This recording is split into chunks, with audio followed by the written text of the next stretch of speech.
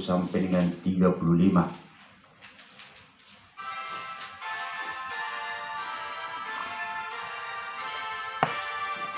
Sesudah Yudas pergi, berkatalah Yesus, sekarang anak manusia dipermuliakan dan anak Allah dipermuliakan di dalam dia.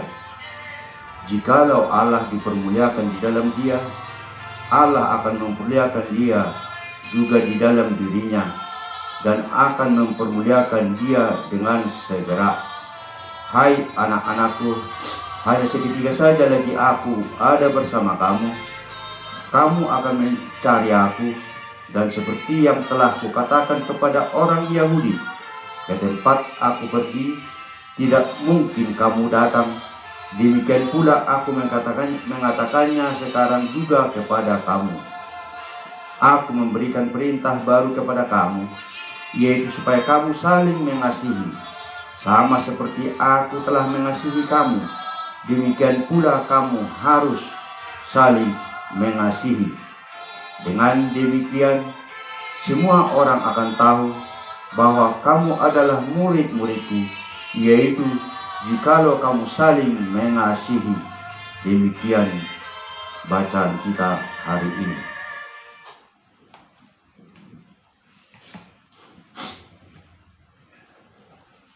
Jemaat Tuhan yang dikasihi Yesus Kristus, topik dari kita hari ini adalah kasih sebagai perintah baru.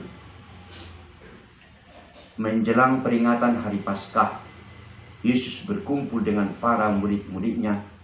Satu hal yang para murid-muridnya itu sama sekali tidak menduga adalah bahwa Yesus membasuh kaki dan mengelap semua kaki para murid-murid itu.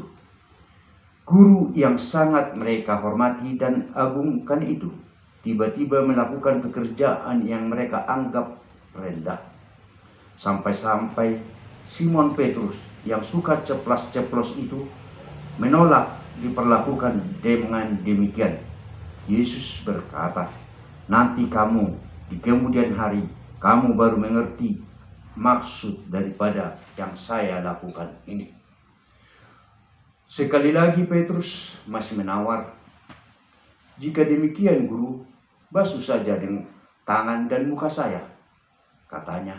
Tetapi Yesus dengan arif menjelaskan, kalau sudah semua dibasuh, berarti sudah dimandikan dan sudah bersih, tidak perlu lagi dibasuh.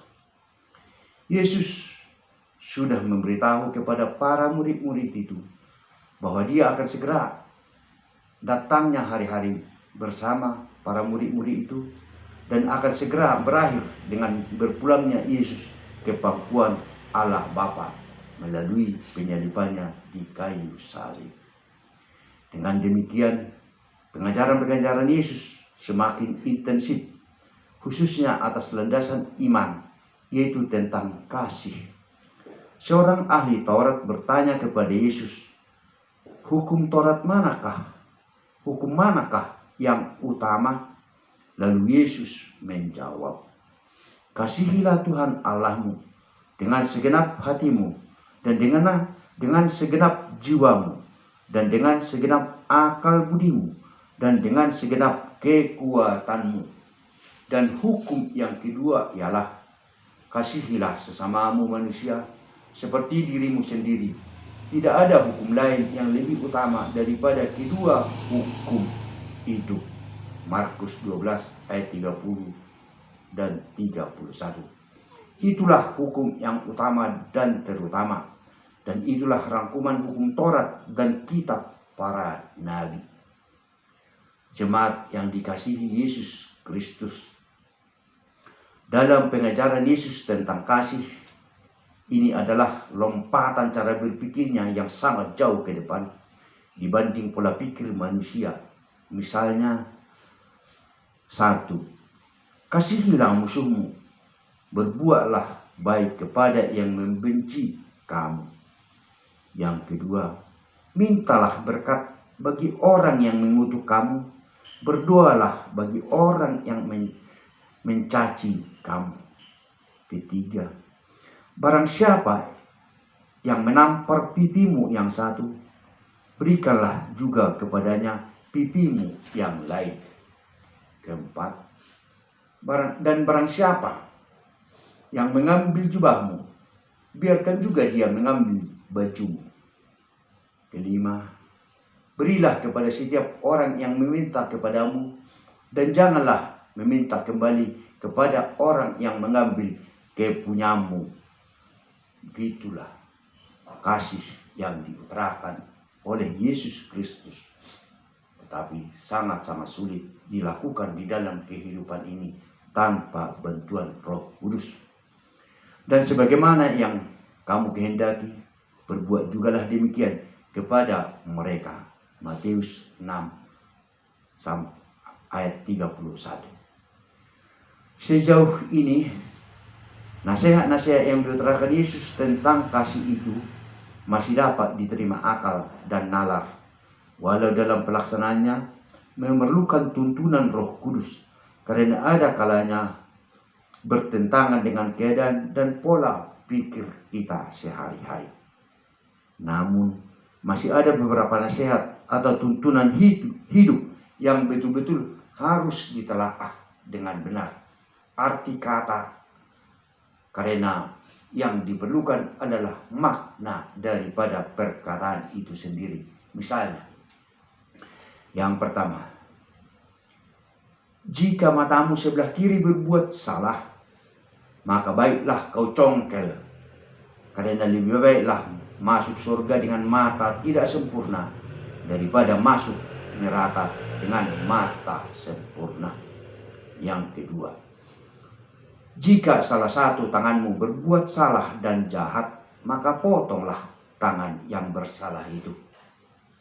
Dan karena lebih baiklah masuk surga dengan anggota tubuh yang tidak sempurna dibanding masuk neraka dengan tubuh yang sempurna. Jemaat Tuhan yang berbahagia, pesan Rasul Paulus kepada jemaat Roma mengatakan, hendaklah kasih itu tidak pura-pura, jauhilah yang jahat dan lakukanlah yang baik. Bersukacitalah dalam pengharapan, sabarlah dalam kesesakan, dan bertekunlah dalam doa. Kasih tidak berbuat jahat terhadap sesama manusia. Karena itu, kasih adalah kegenapan hukum Taurat, tertulis di dalam Roma 12 ayat yang ke-12 dan Roma 13 ayat yang ke-10. Demikianlah kasih itu yang diberitakan, diajarkan Yesus dan para rasul-rasul dan para murid-muridnya, yang harus menjadi landasan hidup manusia baru sebagai ikatan antar sesama dan kepujian kepada Allah Bapa. Akhirnya, kasih tidak berkesudahan, nubuat akan berakhir, bahasa roh akan berhenti, pengetahuan akan lenyap. Demikianlah tinggal ketiga hal ini, yaitu iman, pengharapan, dan kasih. Dan yang paling besar diantaranya ialah kasih. 1 Korintus 13 ayat 8 dan 11. Demikianlah firman dan renungan buat kita hari ini di dalam ibadah mandiri minggu ini. Kiranya Tuhan menyempurnakan di dalam kehidupan kita masing-masing. Amin. Mari kita berdoa.